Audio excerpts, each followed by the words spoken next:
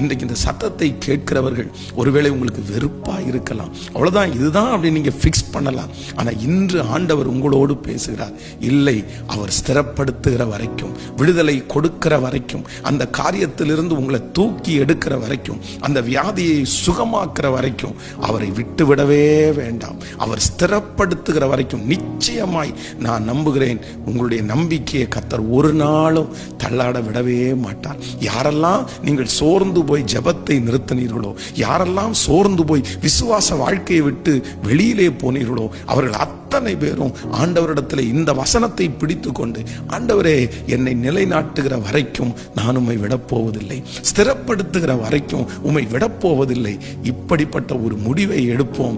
நிச்சயமாய் நான் நம்புகிறேன், ஆண்டவர் இந்த மாதம் முடிகிறதுக்குள்ளே பல நாட்களாய் நீங்கள் எதிர்பார்த்துட்டு இருக்கிற அந்த காரியத்திலே ஒரு விடுதலையை கர்த்தர் தருவாராக.